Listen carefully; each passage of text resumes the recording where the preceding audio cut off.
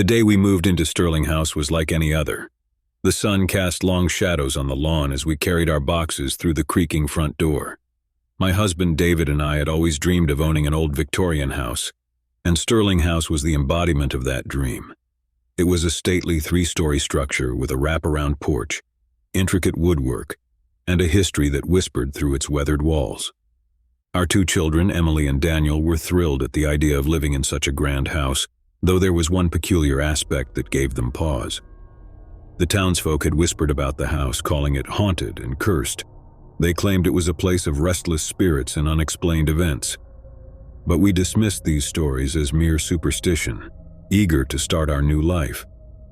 The first night in Sterling House was quiet and uneventful. We gathered in the cozy, old-fashioned living room to celebrate our new beginning. The fireplace crackled with life, and Emily and Daniel played with their toys. The only thing that seemed odd was the faint odor of roses that lingered in the air, but we attributed it to some old potpourri left behind by the previous owners. That night, as we settled into our respective rooms, I couldn't help but marvel at the house's character. The rooms were spacious, and the moonlight filtered through the lace curtains, casting intricate patterns on the hardwood floors. I fell asleep to the soothing sound of the wind rustling through the leaves outside. But then, in the dead of night, I was jolted awake by a soft, distant whisper. It was so faint that I couldn't make out the words. I lay in bed, straining my ears, but the voice disappeared as quickly as it had come. I shook off the cold feeling, blaming it on my imagination running wild. Over the next few weeks, strange things began to happen. Emily started having vivid nightmares, waking up in tears, speaking of a dark figure at the foot of her bed. Daniel claimed he saw his toys move on their own and heard whispers in the hallways. I too experienced the whispered voices at odd hours, and the scent of roses became more pronounced. David, ever the skeptic, brushed off our concerns, attributing it to stress and our overactive imaginations. He urged us to embrace the house's charm and history, rather than fear its supposed hauntings. One day, while I was cleaning out the attic, I came across a stack of old, dusty journals. They were filled with the handwritten thoughts and experiences of previous residents. The entries were a mix of mundane daily life and accounts of strange occurrences that mirrored our own. One sentence from the year 1923 stood out. "The whispers persist, and I can't bear to sleep in the master bedroom anymore. The scent of roses lingers, and I often feel a cold presence by my side. I know not what haunts this house, but I am certain it is not of this world." The journal was filled with similar stories, and it sent a cold breeze down my back. I shared my discovery with David, who, despite his skepticism, couldn't deny the scary connection between our experiences and those of the previous residents. As our unease grew, we decided to investigate the house's history. We discovered that a family named the Sterlings had lived in the house for generations until it was sold to the family we had purchased it from. The Sterlings had been prominent in the town, known for their wealth and power. Rumor had it that the family had a dark side, dabbling in the occult and dark practices. Determined to put an end to the unsettling occurrences, we decided to contact a local historian to learn more about the Sterling family's past. The historian, Mrs. Anderson, was a frail, elderly woman with a wealth of knowledge about the town's history. She invited us to her home to share her findings. Mrs. Anderson's living room was filled with ancient books and dusty tomes. She began to recount the history of the Sterlings, explaining that they had been obsessed with the occult and the afterlife. They were rumored to have performed dark rituals within the house, and it was said that they had communed with the dead. The Sterlings were searching for something beyond the realm of the living, Mrs. Anderson said. They believed that the house held a gateway to another world, and their experiments were their attempt to bridge the gap between life and death. As she spoke, I couldn't help but wonder if the strange occurrences we'd experienced were somehow linked to the Sterling family's obsession with the supernatural. Mrs. Anderson offered to help us cleanse the house and rid it of any lingering negative energy. She explained that we needed to perform a ritual that would break the connection between our world and the other side. That night we gathered in the living room, the hearth crackling with a warm fire. Mrs. Anderson led the ritual, guiding us through each step. We lit candles, burned sage, and recited incantations to banish any lingering spirits. As we chanted, the air grew heavy and the scent of roses became overpowering. A soft wind rustled through the curtains, Suddenly, the temperature in the room dropped and a shadowy figure materialized before us. It was a woman, her eyes hollow and sorrowful. She seemed to be from another time, dressed in a gown reminiscent of the early 1900s. Her presence made my blood freeze. The figure spoke in a soft, mournful voice. "You have awakened me from my slumber. I am Isabella Sterling, and I have been trapped in this house for eternity. The experiments of my family tethered me to this realm, and I have longed for release." Tears welled up in her eyes as she told us her story. Isabella explained that she had been an innocent victim of her family's dark pursuits. They had used her as a vessel to communicate with the dead, and her spirit had been bound to the house ever since. We felt a deep sympathy for Isabella, trapped in a liminal state between life and death. Mrs. Anderson continued the ritual, beseeching Isabella to find peace and move on to the afterlife. Isabella's form began to waver, and her voice faded as she gradually disappeared into the ether. The room grew still and the scent of roses lifted. It was as though the weight of centuries had been lifted from Sterling House. We completed the ritual, ensuring that Isabella's spirit had found the release it had longed for. In the days that followed, the house felt different. The air was lighter, and the unsettling occurrences ceased. Emily and Daniel's nightmares subsided, and the whispers that had haunted us for weeks disappeared. It was as if the house had been cleansed of its dark past. Sterling House, once a place of fear and uncertainty, had become a warm and welcoming home. Isabella's presence no longer lingered, and the history that had whispered through its walls was now a distant echo. We had finally found peace in our new home. As the years passed, we cherished our time in Sterling House. It had become a place of happiness, where our family had grown. My name is Alex Holloway, and I never believed in ghosts until I moved into Hollywood House. I had inherited the old Victorian mansion from a distant relative I'd never met. The news of my sudden inheritance came as a shock, but the prospect of living in such a grand, historic house excited me. Little did I know that the house came with a history that would test the very limits of my skepticism. I had always considered myself a rational, level-headed person. I was an engineer by profession, and I approached life with a practical and analytical mindset. Ghost stories were nothing more than tales told around campfires designed to scare and amuse. But that was before I set foot in Hollywood House. The mansion sat atop a hill overlooking the sleepy town of Hollywood. The exterior was a sight to behold, with its ornate architecture, towering turrets, and sprawling gardens. It was a place that seemed to belong to a different era, and the townsfolk whispered about its dark past. The house had stood empty for as long as anyone could remember, and its imposing presence cast a shadow over the town. My first night in Hollywood House was a surreal experience. As I walked through the echoing hallways with a single flickering candle, I couldn't help but wonder about the stories I'd heard. People claimed to have seen figures in the windows at night, heard unexplained footsteps in the empty corridors, and witnessed lights flicker and doors open and close on their own. These were the tales that had earned the mansion its haunted reputation. I settled into one of the spacious bedrooms on the second floor, the large canopy bed and heavy drapes making me feel like I'd stepped into a period drama. As I lay in bed, I tried to dismiss the unease I felt. The wind whistled through the old windows, and the house seemed to sigh with its own ancient history. That night, as I drifted off to sleep, I heard it, a faint, distant whisper. I dismissed it as a trick of the wind or my own overactive imagination. But the whisper persisted, growing louder and more distinct. It was as though a voice from the past was trying to communicate with me.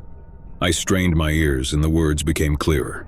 "Help me," the voice pleaded, soft and trembling. My heart raced as I sat up in bed, my breaths coming quick and shallow. The voice sounded desperate, like a soul in torment. I leaped out of bed and searched the room, but there was no one to be found. The windows were shut tight and the doors were locked. I had heard the voice, there was no doubt about it, but its source remained a mystery. In the following days, I tried to put the incident out of my mind, convincing myself that it had been a vivid dream. I was determined not to let such irrational thoughts take hold of me. I delved into my work, focusing on renovations to make the house livable.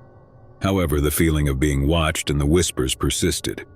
It was as though the house itself was trying to communicate with me, to tell me something I couldn't yet comprehend. One evening, as I was exploring the dusty attic, I came across a trove of old letters and journals.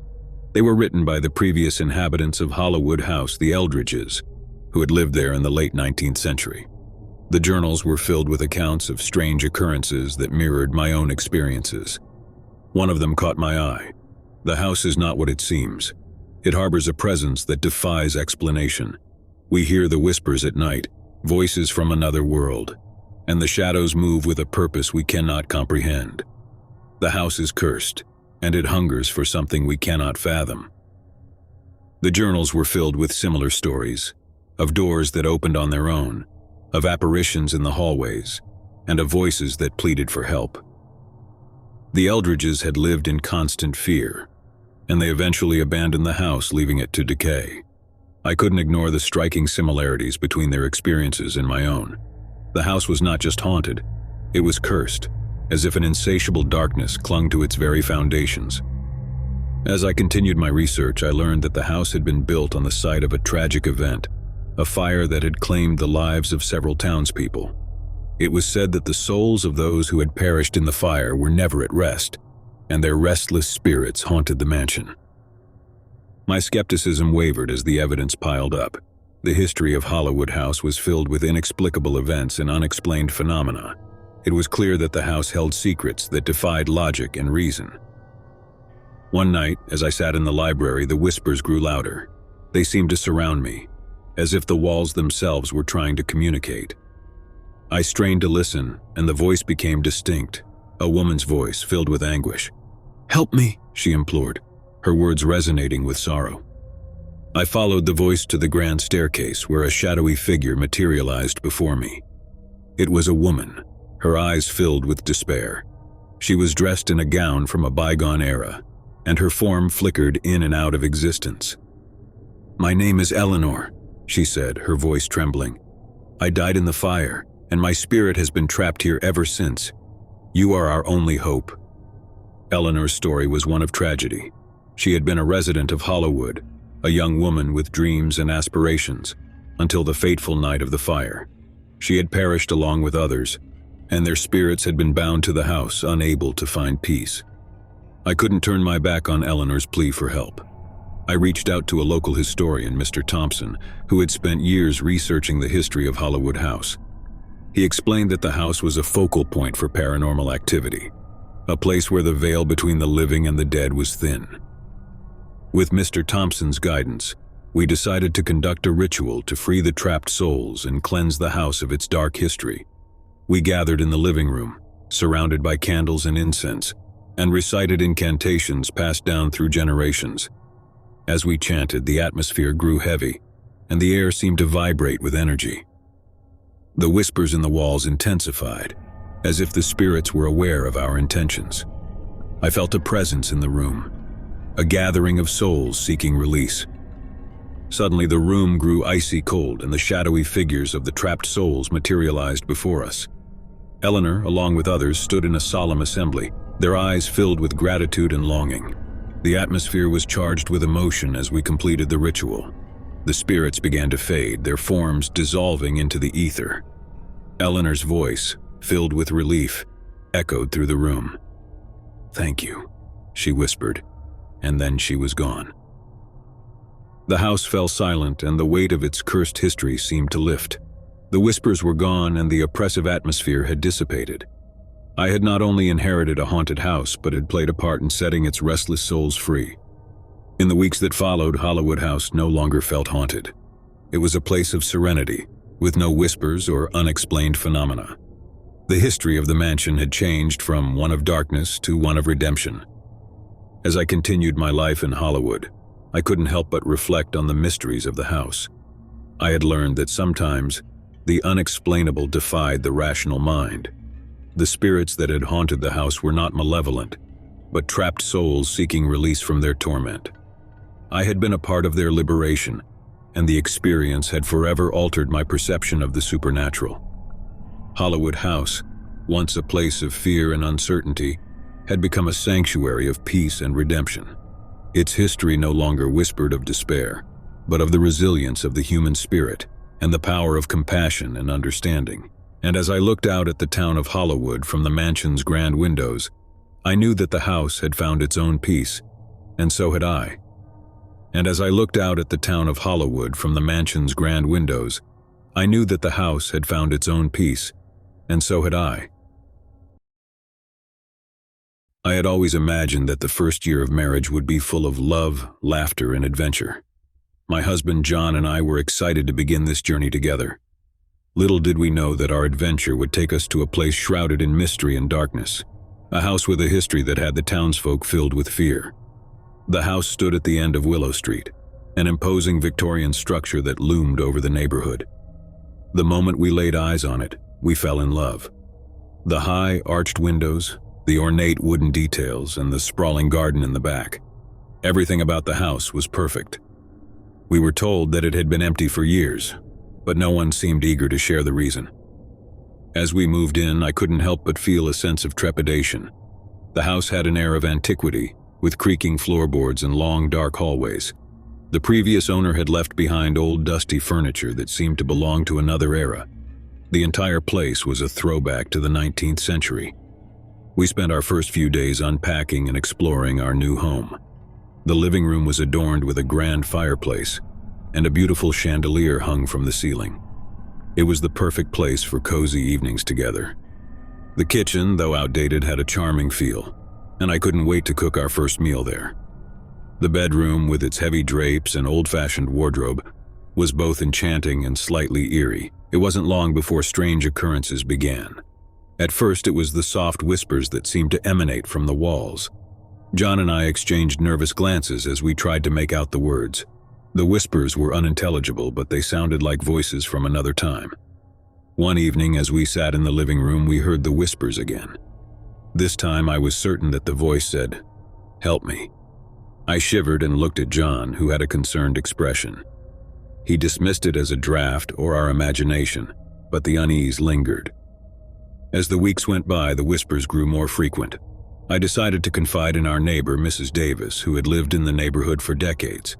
She was known as the local historian and a keeper of town secrets. Mrs. Davis listened to my story with a knowing look. "That house, dear," she began. "It has a history and not a pleasant one. It was built by a wealthy family in the late 1800s, the Chattertons. They were reclusive, strange people, and the townsfolk had always whispered about their dark practices." She paused for effect.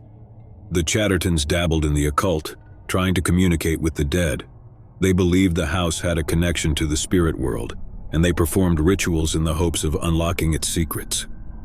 My heart raced as I realized that the whispers we heard might be connected to the Chattertons' experiments.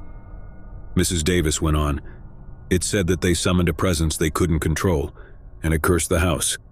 After that, no one dared to live there, and the Chatterton family vanished without a trace." I couldn't believe what I was hearing. The house we had so eagerly moved into had a dark and chilling history. But what could we do? We had just started our life together, and leaving wasn't an option. We decided to research the house's history and learn more about the Chatterton family. Our research led us to old newspaper clippings and journal entries from the late 1800s. The more we discovered, the more we realized the depth of the Chatterton family's obsession with the supernatural. They believed that the house was a portal to the afterlife and that they could communicate with the dead through seances and dark rituals. One journal in particular made my pulse rise. The whispers grow louder, and I fear we have awakened something dark. Shadows move through the house at night, and I've seen apparitions in the hallways. We must find a way to undo what we've done before it's too late. It was evident that the Chattertons had unleashed something beyond their control, and it had plagued the house ever since. As we delved deeper into the history, we couldn't ignore the increasing occurrences in the house. Doors would open and close on their own, and we heard footsteps in empty rooms. The whispers continued, and I couldn't help but feel that they were trying to tell us something. One night we awoke to the sound of a child crying. John rushed out of bed and followed the sound to the nursery. There he saw a faint, ghostly figure, a little girl in a white dress. She turned to him with tearful eyes, her voice trembling as she said, "Help me, please." As he reached out to touch her, she disappeared into thin air. John returned to our room, his face pale. "I saw her," he said, his voice shaking. A little girl, just like the one from the old photographs we found in the attic. She was asking for help. We couldn't ignore the plea of the ghostly child any longer. We reached out to Mrs. Davis once more, hoping she could shed light on the mysterious girl. She listened intently and revealed that the Chattertons had a daughter, Emily, who had gone missing and was never found. It was believed that the entity they had summoned had taken her, and her spirit was trapped in the house. We realized that Emily's spirit was trying to communicate with us, asking for the help she never received in life. We couldn't turn our backs on her, and we decided to try and find a way to release her from the house's curse. Mrs. Davis suggested that we perform a ritual to free Emily's spirit. She explained that it would be a way to break the connection between the Chattertons' experiments and the trapped souls. We were hesitant but desperate to bring peace to the house. With Mrs. Davis's guidance, we gathered the necessary materials and prepared for the ritual. The air grew heavy as we lit candles, burned sage, and chanted incantations. The whispers in the walls grew louder and more frantic, as if the spirits were aware of our intentions. In the midst of the ritual, a chill filled the room and a shadowy figure appeared before us. It was Emily, her eyes filled with both fear and longing. She whispered, "Thank you," before slowly fading away, leaving behind an overwhelming sense of relief. As the ritual concluded, the house fell silent. The whispers were gone and the oppressive atmosphere lifted. It was as though the curse that had plagued the house for decades had finally been broken. We felt a sense of peace we had never experienced before. In the weeks that followed, the house no longer felt haunted. It was a place of warmth, and we could finally enjoy our marriage without the constant presence of restless spirits.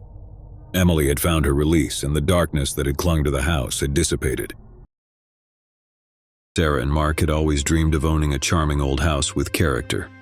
So, when they stumbled upon a dilapidated Victorian mansion tucked away on a quiet street, they couldn't believe their luck. The place was a mess, but they saw its potential. With determination, they began the renovations. The first few weeks went smoothly as they painted walls, replaced floorboards, and restored the grand staircase. But then, strange things started happening. One evening, Sarah left her paintbrush on the kitchen counter while she went to fetch a glass of water. When she returned, the brush was on the floor and the faucet was running. She assumed it was Mark playing a prank, but he denied it. As days turned into weeks, the occurrences became more unsettling. Tools would vanish only to reappear in odd places. Eerie whispers echoed through the empty hallways at night, and both Sarah and Mark felt a constant chill in the air, no matter how high they turned up the heating. One evening, as they relaxed in the living room after a long day's work, they heard the creaking of footsteps on the stairs above. Their hearts pounded as they looked at each other, both thinking the same thing. Mark grabbed a flashlight and they crept up the staircase, their footsteps echoing through the hollow house. The upper floor was dark, save for the occasional flicker of a candle-like glow that seemed to be moving ahead of them. Following the eerie light, they found themselves in a dusty, neglected room. There, in the corner, stood an old trunk. As Mark opened it, they found a series of handwritten letters tied with a faded ribbon. The letters were dated from the early 1900s and were addressed to a woman named Margaret. The letters spoke of a forbidden love affair between Margaret and a man named Samuel. Margaret's husband, it seemed, had discovered their secret, leading to a terrible tragedy. The final letter hinted at a curse placed upon the house, a curse that would torment anyone who dared to live within its walls. Sarah and Mark were horrified by what they had uncovered. They couldn't believe they had stumbled upon such a dark secret hidden within their dream home. But they couldn't deny the escalating paranormal activity that had plagued them since they began the renovations. Fearing for their safety, they decided to leave the house, but the malevolent presence wasn't ready to let them go. As they packed their belongings, a sudden gust of icy wind blew through the room, extinguishing the candles and plunging them into darkness. Terrified, they stumbled toward the door, but it slammed shut before they could escape. The room seemed to come alive, with furniture floating in the air and ghostly figures appearing all around them. Desperate and overwhelmed, they clung to each other, reciting prayers and begging for release from the vengeful spirits. Finally, as the clock struck midnight, the apparitions vanished, and the oppressive atmosphere lifted. Sarah and Mark fled the house, never looking back. They left behind their dream home, realizing that some dreams are better left unfulfilled, especially when they come with a curse. As they stood outside in the cold night air, the full moon casting an eerie glow on the old Victorian mansion, they couldn't help but wonder about the tragic love story they had uncovered. Margaret and Samuel's forbidden love had brought them together even in death, bound to the house by a curse that sought to punish anyone who dared to intrude. Months passed, and Sarah and Mark tried to put the horrifying experience behind them. They moved into a new house and tried to forget the haunted mansion. However, the memories of that night continued to haunt their dreams. One rainy evening, Sarah received a mysterious package in the mail. It was addressed to her, but there was no return address. Inside the package was a single weathered letter, written in the same handwriting as the letters they had found in the trunk. The letter was from Margaret, or at least that's what it claimed. It spoke of regret, of a love that could never be, and of a longing to break free from the curse that bound her to the house. It asked for their help, their understanding, and their forgiveness. Sarah and Mark were perplexed and frightened. How could this be possible? Had they truly communicated with the spirits that haunted the old mansion? They decided to seek the advice of a paranormal investigator to unravel the mystery. The investigator, a middle-aged woman named Evelyn, arrived at their new home with a bag full of equipment. She listened intently as Sarah and Mark recounted their experiences and showed her the letter they had received. Evelyn was intrigued and sympathetic to their plight. With the couple's permission, Evelyn set up her equipment in their living room, including cameras, audio recorders, and electromagnetic field detectors.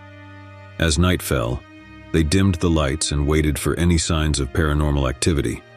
Hours passed with nothing out of the ordinary. Sarah and Mark began to doubt their earlier experiences, wondering if it had all been a product of stress and imagination. Just as they were about to call it a night, the temperature in the room dropped suddenly and the air grew heavy with tension. Evelyn's equipment started to react. Cameras captured orbs of light darting around the room, and the audio recorder picked up faint whispers.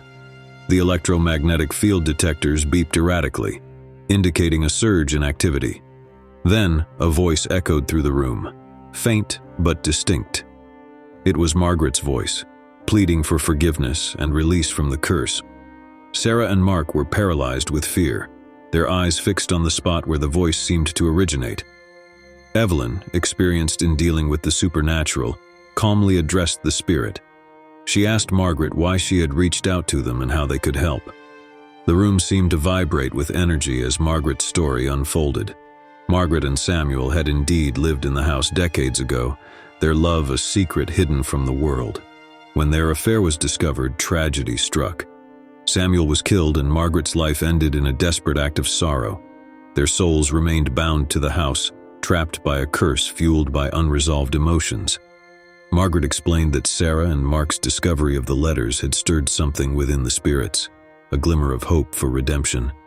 They believed that by helping to free Margaret and Samuel's souls, they could break the curse that had plagued the house for generations. Touched by the spirit's plea, Sarah and Mark agreed to help. With Evelyn's guidance, they performed a ritual meant to cleanse the house and release the trapped souls. It was a solemn and emotional process, filled with tears and forgiveness.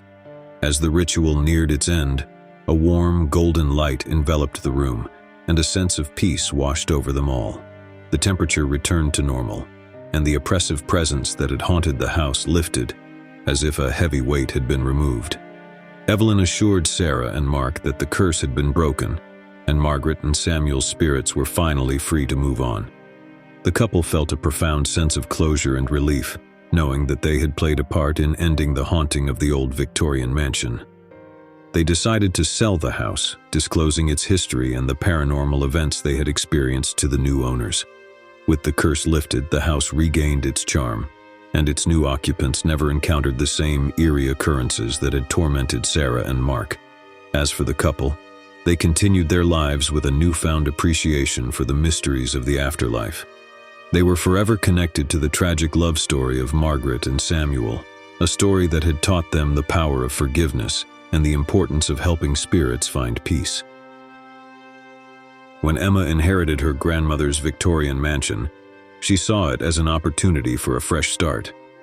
The house stood nestled among ancient oaks, its exterior adorned with intricate gingerbread trim. Memories of childhood visits filled her with nostalgia, and she couldn't wait to restore the place to its former glory. As she explored the house, memories of her grandmother flooded back. Warm evenings in the garden, the comforting scent of her famous apple pie, and the soothing lullabies that used to fill the air. Yet beneath these cherished memories, Emma couldn't help but remember the stories her grandmother had whispered to her as a child, the stories of a haunting that had plagued the family for generations. One evening, as Emma was sifting through her grandmother's old belongings in the attic, she stumbled upon a stack of dusty journals. These journals, she soon realized, were her grandmother's personal diaries, filled with tales of strange occurrences and her growing fear of the house.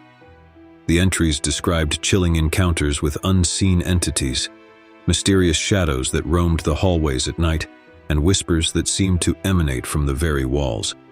Emma's grandmother wrote of a sense of being watched, of a malevolent presence that seemed to feed off her fear. As Emma delved deeper into the journals, she discovered that her grandmother had sought the help of mediums, psychics, and even priests to rid the house of the malevolent force.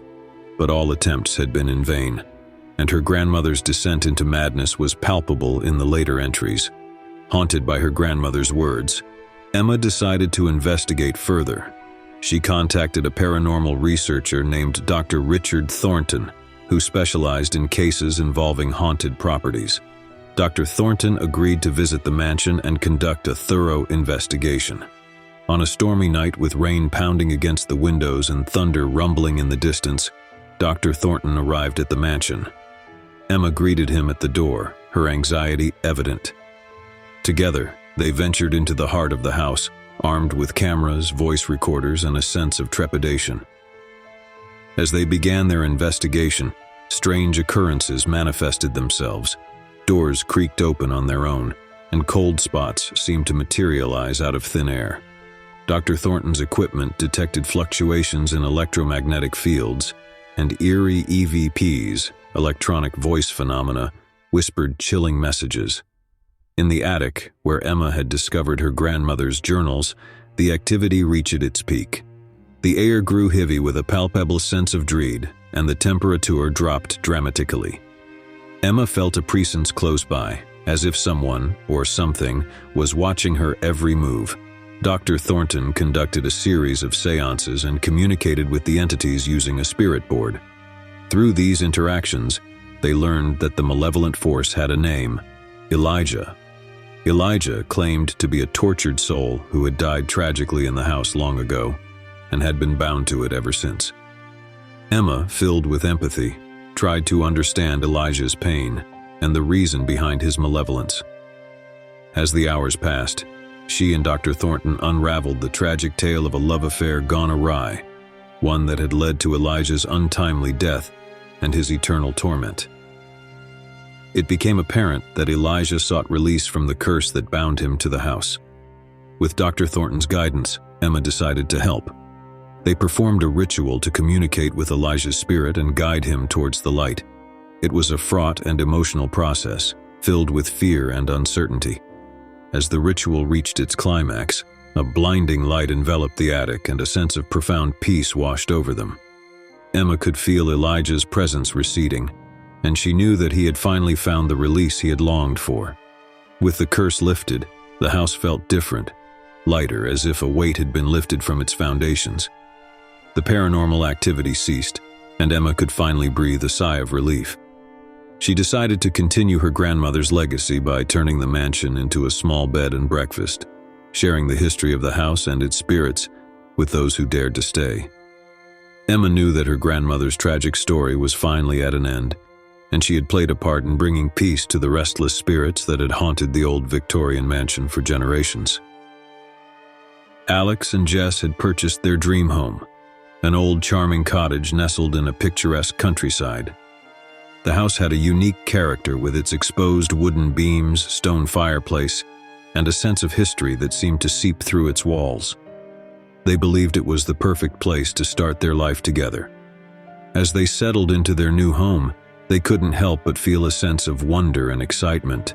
The cottage held so much potential, and they looked forward to making it their own. But their journey of discovery would soon take an eerie turn. One sunny afternoon, while Alex was inspecting the basement for any needed repairs, he noticed an unusual gap in the stone wall that seemed out of place. Curiosity piqued, he investigated further and discovered a hidden door. It was concealed behind a stack of old crates and almost impossible to spot. Alex and Jess worked together to pry the door open, revealing a narrow, dusty corridor that led to a small, forgotten room. The room was filled with cobwebs, and the air was heavy with the scent of age. But what captured their attention most was an old, leather-bound diary sitting on a dusty wooden table in the center of the room. The diary was dated from the early 1900s and belonged to a woman named Eleanor. As they began to read, they became engrossed in the life of the previous occupant. Eleanor had lived in the cottage with her husband, Arthur, and their young daughter, Emily. Eleanor's entries chronicled the family's life, but as they read further, they encountered disturbing details. Eleanor wrote of a mysterious presence in the house, one that seemed to manifest in the form of eerie whispers, inexplicable drafts of cold air, and objects moving on their own. The entries grew more frantic as Eleanor described sleepless nights and a growing sense of dread. She mentioned hearing voices that urged her to leave the cottage, warning her that something malevolent resided within its walls. But she and Arthur were determined to keep their home and protect their daughter.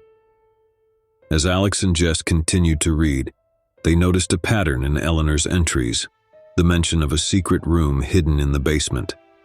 Eleanor believed that whatever haunted their home was tied to that hidden space. She wrote of her plans to uncover its mysteries, but the diary abruptly stopped. Alex and Jess were both intrigued and unnerved by the diary's contents. They decided to investigate the hidden room mentioned by Eleanor, feeling compelled to uncover the truth about the haunting. With flashlights in hand, they descended into the basement and followed the narrow corridor to the secret room. It was locked, and after some effort, they managed to pry it open. The room was small and dimly lit, with stone walls covered in strange symbols and a feeling of oppressive energy that sent shivers down their spines. On a rickety wooden shelf, they discovered a series of old journals that had belonged to Arthur. As they skimmed through the entries, a chilling narrative began to emerge. Arthur had continued where Eleanor left off, documenting his own experiences with the malevolent force that haunted the house. He wrote of being tormented by vivid nightmares, of feeling a cold, clammy hand brushing against him in the dead of night, and of witnessing objects levitating and crashing to the ground. The journals contained pleas for help and prayers for deliverance. As Alex and Jess read on, they realized that Arthur had become obsessed with uncovering the source of the haunting, the secret room. He believed that the key to freeing their family from the malevolent entity lay within its hidden walls. With trembling hands, they turned their attention to the room itself. They searched for any hidden compartments or clues that might lead them to the truth. It was then that Alex noticed a loose stone in the wall, and when he pushed it aside, they revealed a small concealed chamber. Inside, they found a wooden chest covered in dust and cobwebs. With bated breath, they opened it, revealing a collection of old photographs, letters, and a small weathered doll that sent a chill down their spines. The doll bore a striking resemblance to Emily, the daughter mentioned in Eleanor's diary. As they examined the contents of the chest, they realized that it held the remnants of a tragic family history, a history that had somehow become intertwined with the malevolent presence in the house. Determined to uncover the truth and put an end to the haunting, Alex and Jess continued their research. They reached out to a local historian who delved into the history of the cottage and its previous occupants. What they discovered was a heartbreaking tale of a family torn apart by tragedy. Eleanor and Arthur had indeed lived in the cottage with their young daughter, Emily. But Emily had mysteriously disappeared one fateful night, never to be found again. The heartbreak of losing their child had shattered the family, and the malevolent presence that had haunted the house was believed to be the spirit of Emily, trapped in a state of torment and confusion. With this knowledge in hand, Alex and Jess decided to hold a seance in the hidden room, hoping to communicate with the spirit of Emily and offer her the peace and closure she so desperately needed. As they gathered in the dimly lit room, surrounded by the symbols on the walls, they reached out to Emily's spirit. Through the seance, they managed to establish a connection with her, and the room filled with a palpable sense of sorrow and longing. Emily's spirit conveyed her confusion and fear, revealing that she had been trying to reach out to her parents for years, but her efforts had only fueled their terror. She longed for her family's forgiveness and for a way to move on from the torment that bound her to the house. With tears in their eyes, Alex and Jess assured Emily that they understood her pain and were willing to help. They performed a ritual to guide her spirit towards the light, offering words of forgiveness and love. As they completed the ritual, the room seemed to brighten and a sense of peace washed over them. They knew that Emily's spirit had finally found the release it had yearned for. In the days that followed, the cottage felt different. The oppressive presence had vanished, replaced by a sense of serenity and warmth. Alex and Jess knew that they had played a crucial role in bringing closure to a long-forgotten tragedy. They decided to preserve the hidden room as a place of remembrance for Emily, a testament to her enduring spirit. The cottage, once haunted by a painful history, had now become a place of healing and redemption. David, a talented musician, had always dreamt of having his private recording studio. When he stumbled upon an old mansion in a quiet countryside, he saw the perfect opportunity to turn his dream into reality. The mansion was a grand and imposing structure with high vaulted ceilings and ornate architecture, a perfect setting for his creative endeavors. As David began setting up his recording equipment in the mansion's grand living room, he couldn't help but marvel at the acoustics and the rich, warm sound that filled the space. It was as if the very walls of the house resonated with music. Late one night, as David was tinkering with his instruments and recording software, he heard the faint strains of a piano melody. At first, he dismissed it as a product of his tired imagination, but the music persisted, growing clearer and more enchanting with each passing moment. Following the haunting melody, David found himself drawn to a locked room on the second floor. It was a room he had never noticed before, and the door was adorned with intricate carvings of musical notes and instruments. The room seemed to pulse with an otherworldly energy. Determined to uncover the source of the haunting music, David searched the mansion for a key. After a thorough investigation, he discovered an old brass key tucked away in a dusty drawer. With trepidation and excitement, he inserted the key into the door's lock, and it creaked open to reveal a room frozen in time. The room was a magnificent music chamber, with a grand piano at its center.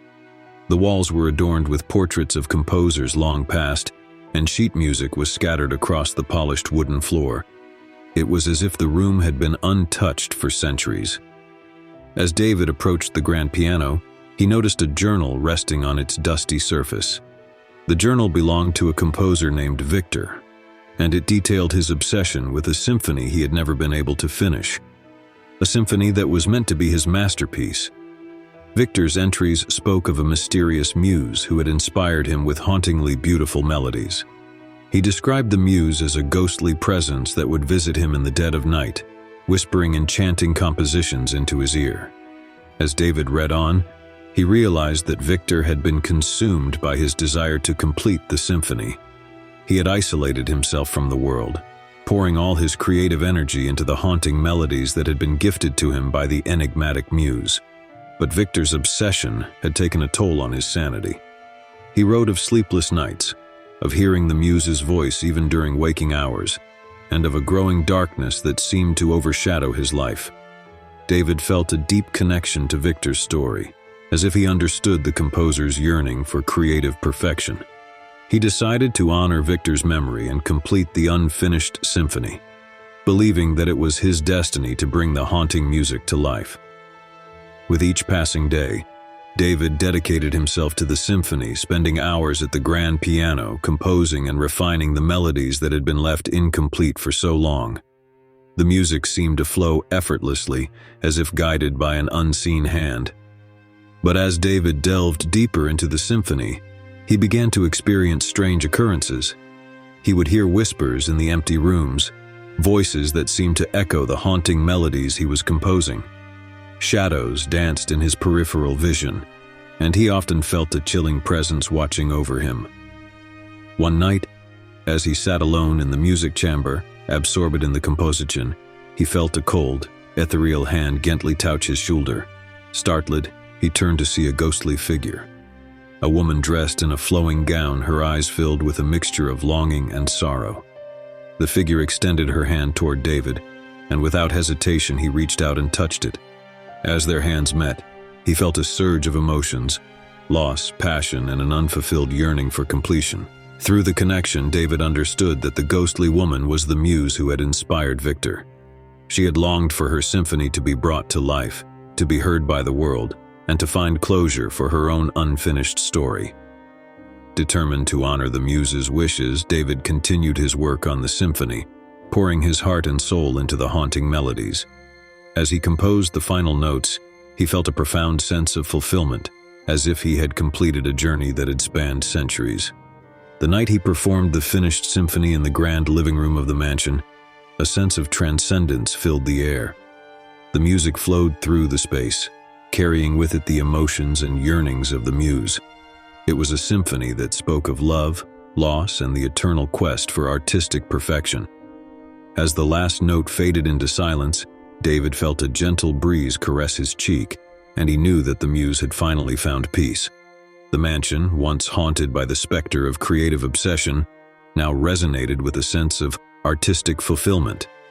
David continued to use the mansion as his recording studio, but he always left the music chamber untouched, as a testament to the creative journey he had embarked on, and the connection he had forged with the haunting muse. Lisa and Tom were drawn to the charm of their new cottage, nestled in the heart of a historic town.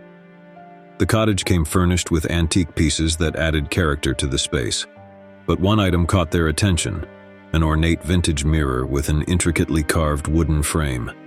The mirror hung in the hallway, its aged glass reflecting the passage of time. As Lisa and Tom settled into their new home, they noticed that the mirror seemed to possess a captivating allure. Its reflection had a certain depth and magnetism that drew them in. One evening, as they gazed into the mirror, Lisa noticed something unusual: a faint, fleeting reflection of a woman dressed in a Victorian-era gown, her eyes filled with sadness. Startled, she turned to Tom, but when they looked back at the mirror, the mysterious figure had vanished. They dismissed it as a trick of the light, attributing it to their overactive imaginations. However, as the days passed, they began to experience more peculiar occurrences. Objects would disappear from their usual places, only to reappear in front of the mirror. Unexplained cold drafts swept through the hallway, and they often heard whispers that seemed to emanate from the mirror itself. Tom decided to do some research into the history of the mirror, and he discovered that it had once belonged to a wealthy family who had lived in the cottage more than a century ago. Tragedy had befallen the family when their daughter, Eleanor, had gone missing under mysterious circumstances, never to be found. Eleanor's disappearance had cast a shadow over the cottage, and her distraught parents had commissioned the ornate mirror in her memory. It was said that they believed the mirror held a connection to their lost daughter's spirit and that it possessed the power to reveal her fate. As Tom delved deeper into the mirror's history, he uncovered a series of letters written by Eleanor's parents. In these letters, they spoke of their anguish and their belief that Eleanor's spirit still lingered within the mirror. They described seeing glimpses of her reflection and hearing her voice in the stillness of the night. Lisa and Tom couldn't ignore the unsettling parallels between their experiences and the tragic history of the mirror. They began to suspect that Eleanor's spirit was reaching out to them, seeking to communicate or find closure for her long-forgotten story. Determined to unravel the mystery, they decided to conduct a séance in front of the mirror, hoping to establish a connection with Eleanor's spirit. They invited a medium named Professor Evelyn Hartley to assist them in their endeavor. As night fell, Lisa, Tom, and Professor Hartley gathered in the hallway, with the ornate mirror as their focal point. They lit candles and prepared to communicate with whatever presence may dwell within the antique glass. As the séance began, they felt a palpable shift in the atmosphere. The room grew colder, and the reflection in the mirror seemed to waver, as if the surface held a portal to another realm. Professor Hartley channeled her energy, inviting any spirits present to make contact. Whispers filled the air, and the temperature continued to drop. In the mirror's reflection, a faint image began to form. A young woman dressed in a Victorian gown, her eyes filled with a mixture of sorrow and longing. Eleanor's spirit had indeed reached out to them. Through the seance, she conveyed her desire for her story to be heard and her fate to be acknowledged. She revealed that she had been trapped in a liminal state, unable to move on until her story was acknowledged and the mystery of her disappearance was solved. Lisa and Tom listened attentively, offering words of compassion and understanding. They assured Eleanor that they would do everything in their power to uncover the truth about her fate and to help her find the peace she sought. With their promise, Eleanor's spirit seemed to brighten and the room filled with an ethereal light. It was as if a weight had been lifted, and the mirror's surface grew still and serene. In the days that followed, Lisa and Tom embarked on a journey to uncover the truth behind Eleanor's disappearance. They combed through historical records, conducted interviews with local historians, and even consulted psychics to piece together the puzzle of the past. Their efforts led them to a hidden chamber in the cottage's basement, a chamber that had been sealed for decades. Inside, they discovered a collection of old journals and letters that revealed a dark secret: the involvement of a trusted family friend in Eleanor's disappearance. With this newfound knowledge, Lisa and Tom sought justice for Eleanor, even if it was long overdue. They brought the evidence to the authorities, leading to the posthumous exoneration of Eleanor's name and the exposure of the guilty party. Eleanor's spirit, freed from the torment of her unresolved story, visited Lisa and Tom one final time. In the reflection of the ornate mirror, she appeared, her eyes now filled with gratitude and peace. She thanked them for their dedication and compassion, and assured them that she could finally move on to the next realm. As time passed, the cottage's haunting occurrences ceased, and the ornate mirror no longer held a connection to the past. Lisa and Tom decided to keep the mirror as a symbol of their journey, one that had brought justice, closure, and peace to a long-forgotten tragedy.